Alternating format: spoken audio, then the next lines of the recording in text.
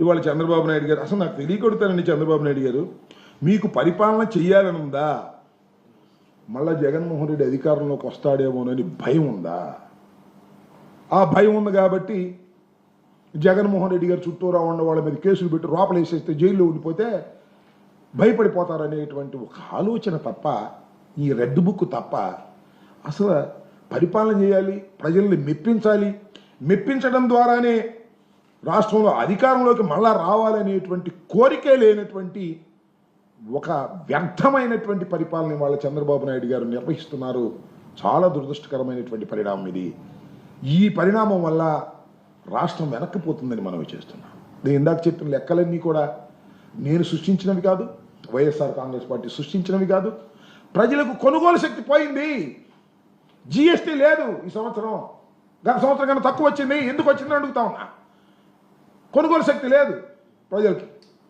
ఇలాంటి పరిపాలన మీరు చేస్తూ మీలో మీరు కబుర్లు చెప్పుకుంటూ బ్రహ్మాండంగా కోతలు కోసుకుంటూ అద్భుతమైన పరిపాలన ఉందని మీరు అనుకుంటే అది మిమ్మల్ని మీరు దగా చేసుకునేటువంటి కార్యక్రమం అవుతుందనే విషయాన్ని కూడా ఈ సందర్భంగా చెప్పదలుచుకున్నాను. రాబోయే కాలంలో అయినా ఇంకా 4 సంవత్సరాలు మీకు అధికారం ఉంది. ఎవరు వద్దన్నా కాదన్నా ఆ చివరి సంవత్సరం తీసేయండి. ఏదో ఉపద్రవం వస్తేనో లేదా జమిలి ఎన్నిక వస్తేనో తప్ప ఈ 4 సంవత్సరాలు 3 సంవత్సరాలు ఇంకా మీకు పరిపాలన చేసే అవకాశం భగవంతుడు ఇచ్చారు, ప్రజలు ఇచ్చారు, తెలిసో తెలియకో ఇచ్చారు. ఇవాళ వాళ్ళు తల్లబట్టుకున్నా మీరు దిగరు, అది వేరే అంశం. అయితే ఇప్పుడైనా కాస్త బుద్ధి తెచ్చుకుని చేయండి అయ్యా. మమ్మల్ని అరెస్ట్ చేయాలి, జగన్మోహన్ రెడ్డి గారి సెక్యూరిటీ తీసేయాలి, జగన్మోహన్ రెడ్డి గారిని ఇబ్బంది పెట్టాలి, మానసికంగా ఆయన ఇబ్బంది పెట్టాలి. మీ వల్ల ఏమైంది జగన్మోహన్ రెడ్డి గారు మానసికంగా ఇబ్బంది పెట్టడం? ఆయన హెలికాప్టర్ తీసుకొచ్చిన వాళ్ళని 4 సార్లు పిలవాలి. ఈ కార్యక్రమాలు తప్ప ప్రజలకు మేలు చేద్దాం, ఇచ్చిన హామీలు అమలు చేద్దాం అనేటువంటి ఆలోచనే లేనటువంటి, క్రియాశీలత లేనటువంటి పరిస్థితుల్లో తెలుగుదేశం కూటమి ప్రభుత్వం దిగజారిపోవటం చాలా దురదృష్టకరం. మీ అబ్బాయి కోసం రాష్ట్రాన్ని పణంగా పెట్టేసేసే కార్యక్రమం చేస్తున్నారు. ఇది చాలా ప్రమాదకరమైనటువంటి ధోరణి. ఇప్పటికైనా తెలుసుకొని వాస్తవాలను గమనించి సరే ఇక నిరుద్యోగ వృత్తి ఇస్తా అన్నాడు. ఇంక దీనికే దిక్కు లేకపోతే తల్లికి వంద నీకు 15,000, నీకు 15,000, నీకు 15,000 లేకపోతే ఇంకా నిరుద్యోగ వృత్తికి ఎక్కడ ఉంది? బూడిద. ఇంకా బూడిద. ఆదాయాలు లేకపోతే నిరుద్యోగ వృత్తి ఇస్తా అని మళ్ళా వాగ్దానం చేశాడు. అసలు చంద్రబాబు నాయుడు నేను తెలియకొడతాను, అసలు మీరు వాగ్దానాలన్నీ రాత్రి పడుకునే ముందు బాగా నిద్రపట్టిద్దారు అన్నారు కదా. ఒకసారి ఏమి ఇచ్చామో ఏం చేసామో ఒకసారి మననం చేసుకుంటే నిద్ర పట్టదు, ఏం లేదు. ఇంకా శ్రీమద్ రమారమణ గోవిందే మీ కల వస్తుంది. ఇన్ని వాగ్దానాలు ఇచ్చి వాగ్దానాలు నెరవేర్చకపోతే మీకు ఏమి జరుగుతుందో తెలియగల వాళ్ళు మీకు గుర్తొస్తుందని కూడా ఈ సందర్భంగా నేను చెప్పదలుచుకున్నాను. ఇప్పుడైనా బుద్ధి తెచ్చుకొని సక్రమమైన పరిపాలన చేయండి, కక్ష సాధింపులకు పోకండి. మీ కక్ష సాధింపులకు భయపడేవాడెవ్వడు ఇక్కడ లేడు. మీరు జైల్లో పెడితే జైల్లో ఉంటారు, శాశ్వతంగా జైల్లో ఉంటారుగా. బాలాజీ, ఆయన పేరు బాలాజీ అప్ప, బాలాజీ గోవిందప్పని జైల్లో పెట్టారు, శాశ్వతంగా ఉన్నాడా? ఉంటాడా? రాడా? ఎవరైనా వస్తారు. కాబట్టి జైల్లో పెట్టడం ద్వారా పరిపాలన చేయాలనుకుంటే దానికి తగిన శాస్త్రిని, తగిన మూల్యాన్ని ఈ రాష్ట్ర ప్రభుత్వం అనడం కంటే నారా చంద్రబాబు నాయుడు గారు లేదంటే మీ ఏకైక పుత్రుడు దానికి మూల్యం చెల్లించక తప్పదని ఈ సందర్భంగా చెప్పదలుచుకున్నాం. ఓకే. సుప్రీంకోర్టు సివాట్లు పెడుతుంది సిఐడి వాళ్ళని, ఇట్లా అరెస్టులు చేయొద్దు అని. హైకోర్టు ఏమో పోలీసులకి ఇప్పటికే చాలా సార్లు చెప్పింది, అయినా పర్వం కొనసాగుతూనే ఉంది. ఇప్పుడు ముఖ్యంగా చంద్రబాబు నాయుడు గారి ధోరణ మారిద్దని అనుకోను, కానీ ఏ ప్రభుత్వంలో అయినా పనిచేసేటటువంటి పోలీస్ వ్యవస్థ ఒక్కసారి ఆలోచించుకోమని మనం చేస్తున్నాం. కానిస్టేబుల్ టు డీజీపీ ఆలోచించుకోండి. ప్రభుత్వాలు శాశ్వతం కాదు, అయితే డీజీపీ కూడా శాశ్వతం కాదులే, 2 సంవత్సరాలతో వెళ్ళిపోతారు, అదే ఆయన ధైర్యం. చాలామంది ఐపీఎస్ ఆఫీసర్లు ఉన్నారు. రాబోయే ప్రభుత్వంలో కూడా పని చేయాలి. మళ్ళా తిరిగి చంద్రబాబు వస్తాడా, మేము వస్తావా, టైం విల్ డిసైడ్.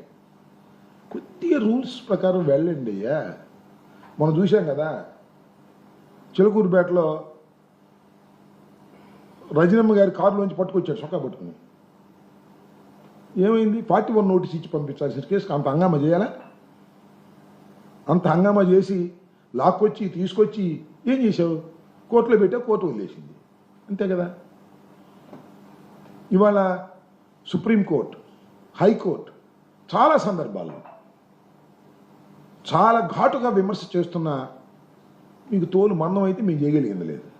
చంద్రబాబు మందం అంటే రాజకీయ ప్రయోజనం ఉంది, మీకెందుకండి? ఐపీఎస్ ఆఫీసర్లకి సరే డీజీపీ గారు వెళ్ళిపోతారు అనుకో సంవత్సరం 2 సంవత్సరాల తర్వాత, సరే వెళ్ళిపోయినా చట్ట ప్రకారం ఆయన వ్యవహరించకపోతే పిలిపిస్తాం, అది వేరే విషయం. కానీ ఐపీఎస్ ఆఫీసర్స్, అన్ని ప్రభుత్వాల్లో పనిచేయవలసినటువంటి ఐపీఎస్ ఆఫీసర్స్ చట్ట ప్రకారం వ్యవహరించేటటువంటి పద్ధతుల్లో ఉండాలని నేను మనస్ఫూర్తిగా కోరుకుంటున్నా. కొంతమంది ఐపీఎస్ ఆఫీసర్లు పాపం లూప్ లైన్లో ఉన్నారు, చాలామంది వెళ్ళిపోయారు సెంట్రల్ దానికి కూడా. మాకు పల్నాడులో ఎలక్షన్ టైంలో చేసిన ఆ మహిళ ఉంది, చాలా సిన్సియర్ ఆఫీసర్గా పనిచేశారు. ఆయన గవర్నమెంట్ రాగానే పంపించారు. ఆమె పేరేంటి?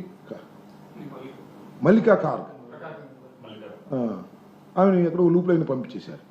సో నేనేమంటానంటే, మీరు ఎక్కడ ముద్ర వేయమంటే అక్కడ ముద్ర వేయటం, ఎవరిని అరెస్ట్ చేయమంటే వాడిని అరెస్ట్ చేసి వాడిని తీసుకొచ్చి పెట్టుకున్నారు అనుకో, మీకు పంపే మునిగిద్ది, ఏం కంగారు లేదు. ప్రజలు అన్నీ గుర్తుపెట్టుకుంటారనేది కూడా ఈ సందర్భంగా మనవి చేస్తున్నాను. పోలీసు వ్యవస్థ ఫెయిల్ అయితే most dangerous to the society. ఇంకా నాకు తెలుసు పోలీస్ ఆఫీసర్స్లో ఇంకా ఐపీఎస్ వారు సిన్సియర్గా పనిచేసే వాళ్ళు ఉండబట్టే ఈ మేరకు ఉంది. కొంతమంది ఆ సిన్సియారిటీ లేదు, ఏమీ లేదు.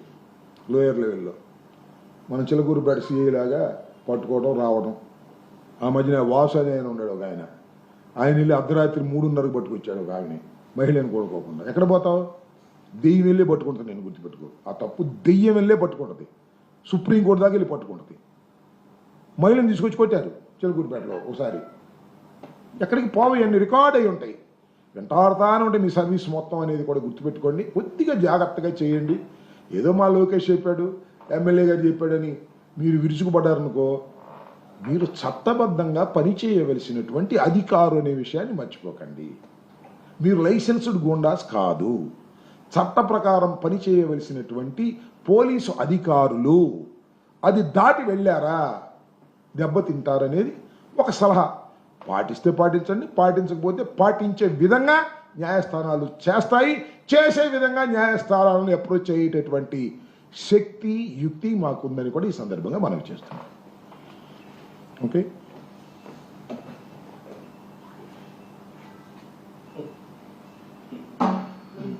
ఓకే.